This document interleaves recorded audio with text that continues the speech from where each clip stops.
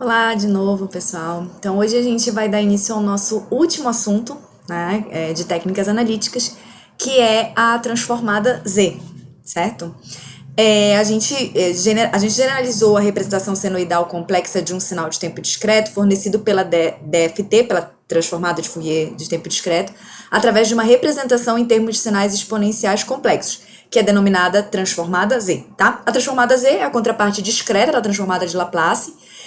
Usando essa representação mais geral para sinais de tempo discreto, podemos obter uma caracterização mais ampla dos sistemas e suas interações com sinais do que é possível com a transformada de Fourier discreta, tá? Por exemplo, a transformada de Fourier discreta, ela pode ser aplicada somente a sinais estáveis, né? Uma vez que a transformada de Fourier discreta existe somente se a resposta ao impulso for absolutamente somável. Já a transformada Z, ela vem como uma generalização da transformada de Fourier discreta, certo? Ela pode ser usada para uma classe maior de sinais, tá? As propriedades são muito parecidas com a da transformada de Fourier discreta, né? E você vai ter ali a mesma coisa que você tem com Laplace, né? Que você tem a saída de um sistema, você vai ter um bloquinho, né? Se você tiver um bloquinho aqui, né? Em que eu tenho a transformada, a resposta ao impulso e a saída, né? É a mesma coisa, certo? Em Z, no domínio Z, em Laplace, certo? A saída, você vai multiplicar a transformada Z da entrada pela resposta ao impulso, né? É que vai aparecer aqui um X de Z, né? Aqui dentro um H de Z e aqui um Y de Z, que é isso que a gente vai ver que é a transformada Z, tá? A função de transferência generaliza a caracterização pela resposta em frequência do comportamento de entrada e saída de um sistema, né? E fornece novos insights sobre as características do sistema. Os papéis principais da transformada Z na prática da engenharia são o estudo das características dos sistemas e a derivação de estruturas computacionais para implementar sistemas de tempo discreto em computadores. A transformada Z ela também tem a sua versão unilateral, que também é usada, né, para resolver equações diferenciais que têm condições iniciais, certo? Vamos entender, então, o que é a transformada Z, certo? A gente viu anteriormente que a resposta de um sistema invariante no tempo, com resposta ao impulso h de n, a uma entrada exponencial complexa na forma z de n, é dada assim. Isso que a gente viu lá no início, né? Que a gente viu lá que se eu tiver a resposta do meu sistema a uma entrada que é uma exponencial complexa, que está nessa forma aqui, z de n, certo? Ela é dada assim. E que esse h de z, ele nada mais é do que aqui a somatória de n de menos infinito a infinito, h de n, z de menos n. Para z igual a e de j ômega, de j teta com teta real, ou seja, o módulo de z igual a 1, certo? Se eu fizer isso aqui ser zero e eu não tiver a parte imaginária, né? O somatório da equação acima, ele é a transformada de Fourier de tempo discreto de h de n, certo? Se eu substituir aqui esse z por exponencial de j ômega, né? Se substituir esse z aqui por exponencial de j ômega, né? De j ômega, se eu botar o menos n aqui, ó, pronto, eu tenho a transformada de Fourier de tempo discreto, tá? De forma mais geral, quando o módulo Z não está limitado, nesse caso aqui o módulo Z estaria limitado a 1, certo? De forma mais geral, quando o módulo Z não está limitado à unidade, o somatório é conhecido como transformada Z da resposta ao impulso, certo? Então, isso aqui é uma representação da transformada Z. É a mesma coisa, muito parecida com a transformada de Fourier discreta, tá?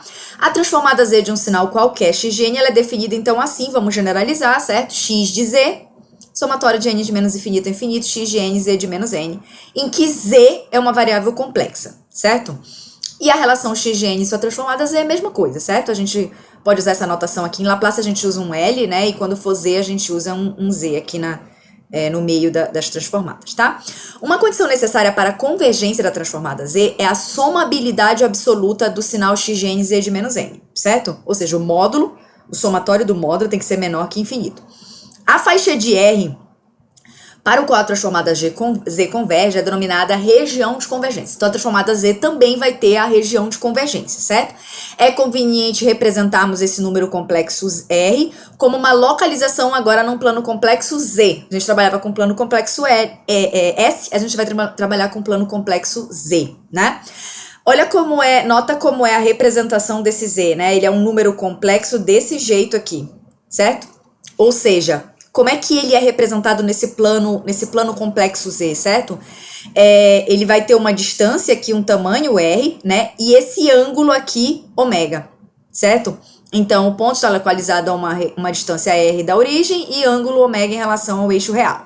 Note que se xn for absolutamente somável, então podemos obter a transformada de Fourier de tempo discreto através da transformada Z, fazendo o R ser igual a 1. Né? Se a gente fizer o R ser igual a 1, a gente tem que o Z é exatamente exponencial de J ômega, tá? E aí a gente tem a transformada de Fourier discreta, certo?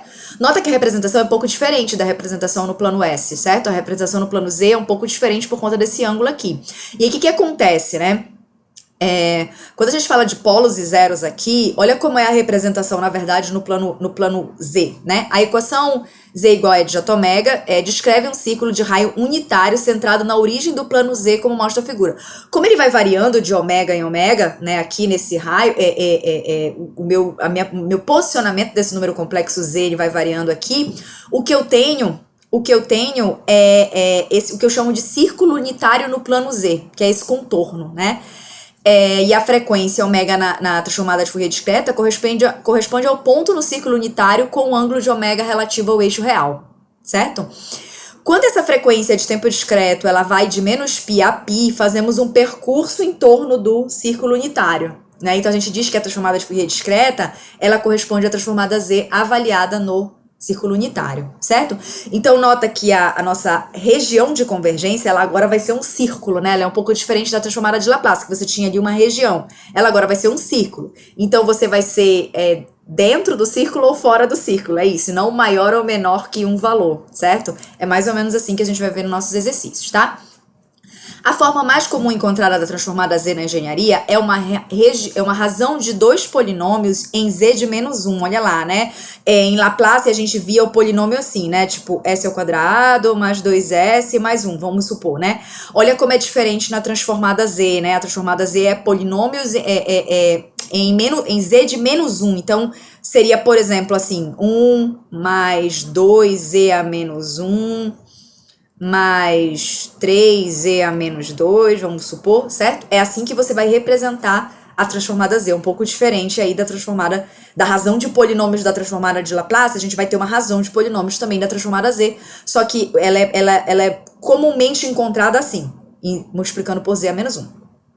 Então, a gente pode reescrever, né, a transformada Z de um sinal como sendo o somatório, né, dos polos, né, dos polinômios aqui, das raízes dos polinômios do numerador e do denominador, né?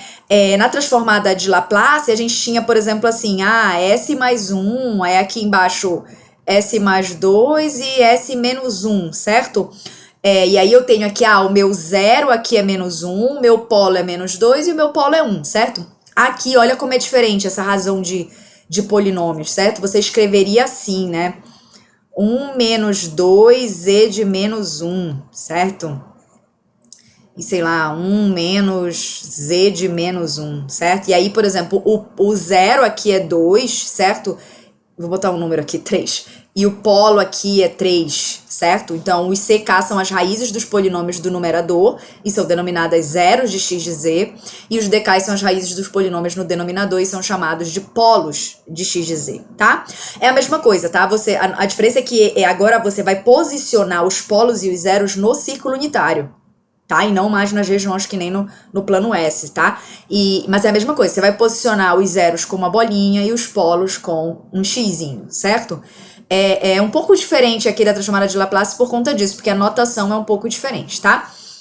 A gente tem a transformada Z inversa, a gente tem uma fórmula para a transformada Z inversa, que nem a transformada de Laplace, que é aqui 1 sobre 2πj, integral de contorno, x de z, zgn menos 1. O problema é que a gente tem essa integral de contorno, que dificulta a resolução pela fórmula, tá? Então aqui, que nem na transformada de Laplace, a gente também vai resolver a transformada inversa Z de Z por expansão em frações parciais, certo? A gente vai sair do domínio Z para o domínio do tempo, N, né?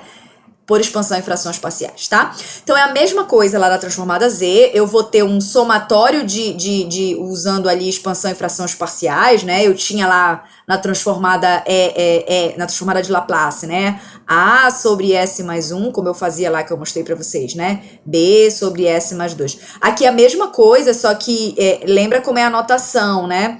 A notação aqui do polo e do polo, no caso, né? Ela é diferente, ela tem que ser Z multiplicada por Z de menos 1, certo? Aí aqui teria, sei lá, alguma coisa assim, certo? Então, esse seria o somatório e aí você teria os polos, né? No caso bilateral, que é esse caso que a gente está vendo aqui, tem duas possibilidades. Você vai olhar se o módulo de Z é maior que o polo, tá? Eu vou mostrar para vocês como fazer. E aí, se for maior que o polo, você volta para a direita, você volta para o sinal positivo aqui, certo? E se for menor que o polo, você volta aqui para o sinal negativo, à esquerda, tá? Então, é a mesma coisa, você vai olhar pela região de convergência, que eu vou explicar para vocês nos exercícios como é que a gente faz. Pela região de convergência, você vai determinar se você volta para a direita ou se você volta para a esquerda, tá? A transformada inversa, ela tem uma particularidade. Tudo bem, ela é comumente encontrada como polinômios, né, multiplicados por Z a menos 1, né? Só que pode ser que a gente tenha um exemplo assim, ó. Ela vem bem parecida com a transformada de Laplace, multiplicada por Z mesmo, certo? Nesse caso, antes da gente fazer a expansão em fração parcial, a gente tem que... a gente vai ter tem que deixar ela como razão de polinômios em Z de menos 1, certo? Então, primeiro a gente vai fatorar a potência mais elevada de Z presente no numerador e o termo que possui a potência mais elevada de Z presente no denominador. Isso assegura que o resto tenha a forma da equação em Z de menos 1, certo? Então, você vai fatorar aqui, ó, você tira o Z ao quadrado em evidência, certo? E quando você multiplicar, você vai ter aqui, olha, no numerador o polinômio com a forma... com um polinômio em Z de menos 1, certo?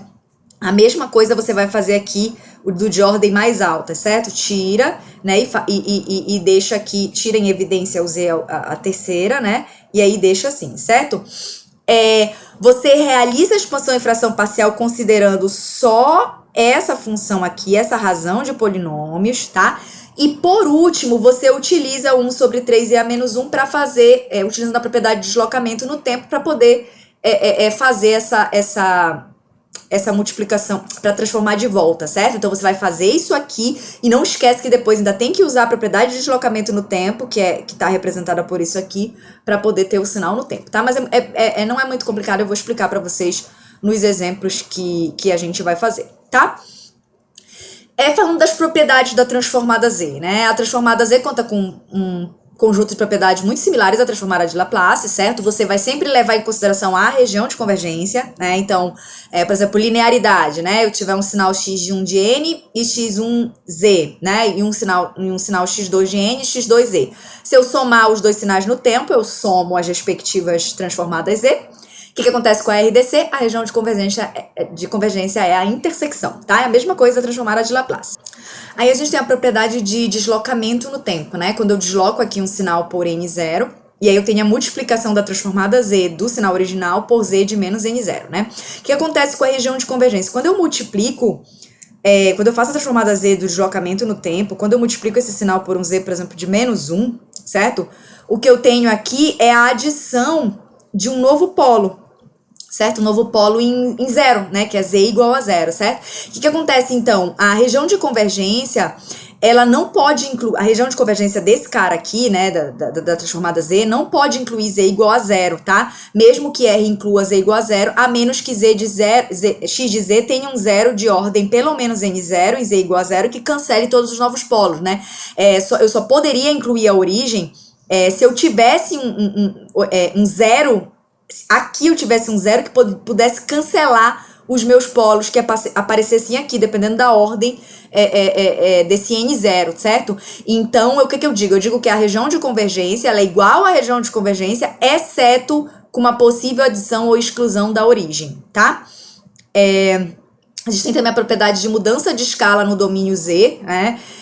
Nesse caso aqui, quando eu multiplico o x de n por um z0 elevado a n, aí eu tenho o z aqui dividido por z0, que acontece com a região de convergência. Eu escalo a região de convergência, então, por módulo de z0, né? Então, módulo de z0 aqui, R é a versão modificada em escala de R, ou seja, se Z é um ponto na RDC de XZ, então o ponto módulo Z0 de R está na RDC de X de Z sobre Z0, tá? Além disso, se X de Z tem um polo em Z igual a A, então X de Z sobre Z0 tem um polo em Z0A. Você sempre vai escalar, como se fosse escalar a região de convergência, certo? Reflexão no tempo, que é quando eu tenho o sinal x de n, eu faço a reflexão dele, né, x de menos n, o que acontece com a transformada z, que eu inverto. E o que acontece com a região de convergência? Eu inverto também a região de convergência, tá? Um pouquinho diferente aqui, né, de Laplace. Convolução é a mesma coisa, certo? Se eu tiver um sinal x de 1 de n e x1z, x2 de n e x2z, se eu fizer a convolução deles no tempo, eu tenho a multiplicação na frequência e eu tenho o quê? A intersecção das regiões de convergência, tá? Diferenciação no domínio z, que é quando eu faço aqui a derivada da transformada, né? Eu tenho que multiplicar por um menos z, e aqui no tempo é quando eu multiplico por uma função n, tá? Nesse caso aqui, a RDC é a mesma, não muda, certo?